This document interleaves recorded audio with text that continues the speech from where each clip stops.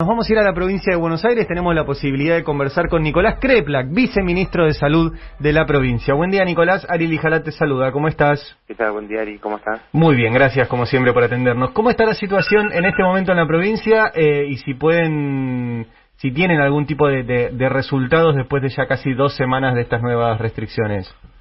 Sí, tenemos bastantes resultados. La situación es de una cantidad de casos muy grande, que venía, hace 2 semanas venía en una velocidad de ascenso, o entre 2 y 3 semanas para atrás, una velocidad de ascenso muy rápida, que hizo que tengamos en pocos días muchos más casos de lo que habíamos tenido en meses del pico pasado, de la hora pasada, y que se tomaron medidas, las primeras, que lograron poner de vuelta en agenda la agenda del cuidado y comenzar a tomar algunas restricciones, que eso ya tuvieron algún impacto. Las segundas medidas tuvieron un impacto más fuerte. Primero logramos enlentecer la velocidad de aumento, que estaba entre casi un 50% semanal a algo parecido a un 10%, y para el final de la primera semana de las primeras medidas ya teníamos habían dejado de subir, pero en un nivel de casos semanales incompatible con la capacidad del sistema de salud de sostener esa tensión. Y ya estos últimos días de esta semana, que es donde se puede observar fuertemente el impacto de las medidas tomadas en segunda instancia, que fueron más duras, con función de la circulación más fuerte, ya estamos observando una caída en la cantidad de casos, que por supuesto es incipiente porque son pocos días, pero bueno, tenemos una pequeña caída. Lo que sucede es que seguimos... ¿Alcanza? No, seguimos en una cantidad de casos que es muy fuerte para el sistema de salud, estamos con muchísimas posibilidades de que en algún momento el sistema no esté a la altura de lo que estamos teniendo que atender, porque la demanda es muy grande y empieza a haber posibles problemas en cualquier lugar, que hace unos días, y todavía está vigente, la provisión de oxígeno fue un problema, o sucede que las ambulancias, bueno, en la provincia fortalecemos mucho las ambulancias, pero a algunos otros sectores les sucede con dificultades con los traslados y las ambulancias, por supuesto las camas, la capacidad de atención en las guardias, las demoras. Así que el sistema está en un nivel de estrés muy grande, que todavía sigue ingresando pacientes, más pacientes que los que egresan, así que siguen aumentando la cantidad de camas. Nosotros compensamos con un aumento de camas muy rápido que pudimos hacer, pero que eso solo podía llegar a compensar unos días, porque luego de eso, si no empiezan a bajar los casos, esto no tiene ninguna forma de sostenerse. Nico, ¿cómo estás? Acá Nicolás Santos te saluda. Hola, buen Nico, día. Buen día. En función de este escenario que nos contás, la posición de la provincia de Buenos Aires para las próximas 2 semanas, a partir del viernes que se vence el actual DNU, ¿es mantener las medidas actuales, endurecerlas o, bueno, me imagino que relajarlas? Por supuesto que no. Tenemos que bajar mucho la cantidad de casos, a niveles que tenían que ser, si podemos, más bajos de lo que empezó esta ola. Porque... ¿De cuánto es? Perdón, pongámosle un número, pues estamos en más de 20.000. Sí, yo te diría para la provincia de Buenos Aires, hoy estamos en un promedio de cerca de 10.000 a 11.000. Yo creo que tendríamos que estar, si se pudiera, no sé, bajarlo por debajo de 3.000 si se pudiera o algo así, que sería un anhelo muy grande, ¿no? No es una cosa que yo piense que podemos hacer muy fácil. Pero ¿por qué pienso esto?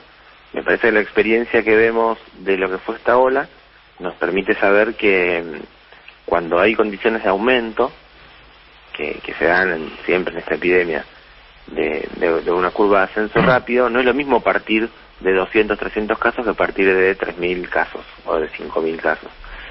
Y entonces la velocidad se va a poner geométrica según la base de contagios que uno tenga de circulación comunitaria. Y eso nos podría poner en condiciones del invierno, cuando empiece a bajar un poco más la temperatura, a una nueva ola más adelante que pueda ser mucho más potente, sin margen. Por supuesto que sabemos que en el medio juega la vacunación, que está muy bien, porque tenemos el 95% de las personas que están en terapia intensiva aproximadamente no ha recibido vacunas. Entonces, como nosotros estamos vacunando a la población de riesgo, ya estamos terminando los de máximo riesgo, estamos empezando con la segunda población de riesgo, que son los que efectivamente hoy ocupan las terapias intensivas, porque la primera están inmunizados en su mayoría y lo están haciendo. También es cierto que si nosotros logramos sostener 5 o 6 semanas más sin volver a tener una ola como esta, podemos llegar a estar en unas condiciones distintas para ese momento. Bien, y en ese sentido, perdón que te insista, ¿vos creés que a partir de mañana alcanza con mantener las restricciones actuales o preferirías que se endurecieran un poco más? No, que se endurecieran más porque, por esto que digo, necesitamos aprovechar que está empezando a bajar un poco la cantidad de casos y que baje más rápido.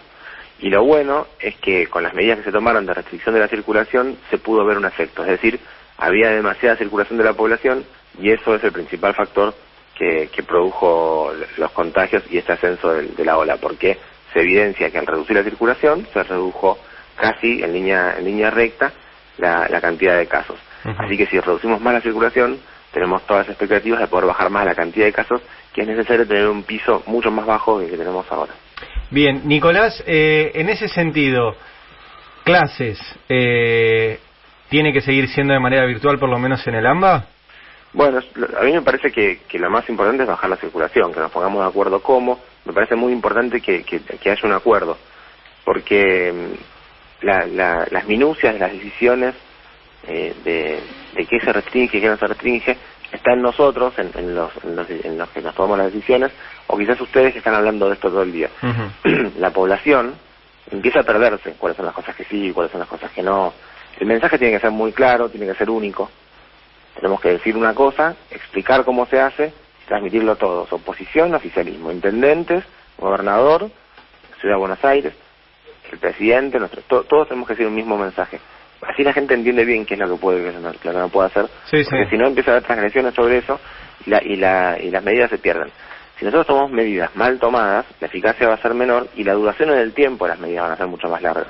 Entonces nosotros planteamos que si tomamos medidas bien tomadas, de consenso, fuertes, todos juntos, si la sociedad entiende que tiene que cumplirlas por un periodo de tiempo acotado, van a tener un efecto más más potente y las medidas pueden ser más cortas. Si no, vamos a estar de vuelta muchísimos meses tratando de contener una cantidad de casos. Última, Nicolás, en el plan de vacunación que tienen en la provincia y de acuerdo a cómo siguen llegando todas las semanas vacunas, sea de China, sea de Rusia, veremos si pronto llegan las de Pfizer, las de AstraZeneca, ¿cuándo planean tener vacunado por lo menos a toda la población de riesgo de la provincia? La población de riesgo de la provincia, que incluye estratégicos y las personas con patologías, está entre 5,5 millones y 6 millones de personas. Tenemos 2.800.000, un poco más, casi 900.000 ya inmunizadas. Son los médicos, especialmente el equipo de salud, y las de máximo riesgo. Eso ya está casi completamente inmunizado. Nos falta la segunda parte de riesgo, que son estos que decía están ocupando mayormente la población, las terapias intensivas ahora, que son más o menos 1,5 millones más. Con eso tenemos los de máximo riesgo, nos va a seguir faltando cerca de 2 millones o 1,5 millones para cumplir con toda la población de riesgo. Depende un poco de la velocidad de las vacunas que vayan llegando, pero bueno, esperamos que para el invierno fuerte o finales del invierno fuerte podamos tener ya esta población vacunada. Por eso también a toda la población completa. La población de máximo riesgo ya está terminada y la que está la de segunda instancia estamos empezando en los próximos días. Así que eso va a depender un poco de la velocidad que tengamos con las vacunas, que termina sucediendo con AstraZeneca si llega y esas cosas, porque hemos visto en la provincia que cuando tuvimos la posibilidad inmunizamos a un poco más de 100.000 personas en un día, claro, y eso puede superarse esa velocidad, así que depende un poco también del flujo que podamos tener. Una última, Nicolás, ayer nos pasó un caso acá, pero no es un caso aislado, y es que un conocido nuestro, en realidad el papá de un conocido, miraba televisión, miraba Vivían Acá, no sé el programa que miraba, y decidió no vacunarse en la provincia de Buenos Aires y murió. Una persona en grupo de riesgo que la tele le dijo que no se vacunara y bueno, y murió de coronavirus. ¿Qué pensás que el Estado debería hacer algo más en los medios de comunicación para ayudar en esta situación? Bueno, es uno de los problemas de fondo de la democracia occidental, el rol de los medios de comunicación. Creo que hay cosas en las cuales es más fácil ponernos todos de acuerdo, que no se puede decir tomar decisiones o decir cosas que afecten tanto a la vida social. Pero si uno se pone finito, esto afecta a muchísimos aspectos de la vida. Pero bueno, podemos decir el consenso más rápido que podemos tener tiene que ver con ciertos delitos y con la salud. Lo que sucede es que se ha politizado demasiado esta epidemia, porque también ha sido hegemónicamente lo único que se ha hablado o lo que más se ha hablado, y también las principales políticas de los estados. Entonces, no solo en Argentina, en todo el mundo se fue transformando también en materia de usufructo político, de discusión política, intentar que le vaya mal el que está gobernando para que pierda poder de gobierno, tiene mucho que ver con las casi pocas cosas que puede hacer una oposición en muchos países del mundo, sobre todo oposiciones irresponsables. Así que yo creo que no es simplemente pensar en un comunicador o una comunicadora que irresponsablemente o negligentemente o deliberadamente desinforma, sino que me parece que tiene que ver con un dispositivo de poder de un sector que una de sus principales piernas son los medios de comunicación, y que esto después se traduce en muchas otras cosas más. Me cuesta mucho separar las afinidades que se expresan. Bueno, yo no me voy a poner con nombres, pero ustedes han visto notas de periodistas en estos últimos días, bueno, incluso canales de televisión que pertenecen a los dirigentes máximos de la oposición y que tienen ese tipo de mensajes. Digo, esas cosas que suceden me parece que están muy alineadas, y que es muy difícil separar eso de ciertos dirigentes políticos que son los que tienen la posibilidad de hablar por la oposición, que llaman a no acatar DNUs sobre cuidados, claro, que convocan a manifestaciones en pleno momento de contagio. Bueno, me parece que viene todo bastante de la mano. A mí me cuesta pensarlo por separado. Quizás tengo una forma de organizar sindrómicamente las cosas, como hacemos los médicos. Nicolás, muchas gracias como siempre por conversar con nosotros. Gracias por el laburo también. Muchas gracias a ustedes. Buen día. Que tengas buen día. Nicolás Crepla, viceministro de Salud de la provincia de Buenos Aires.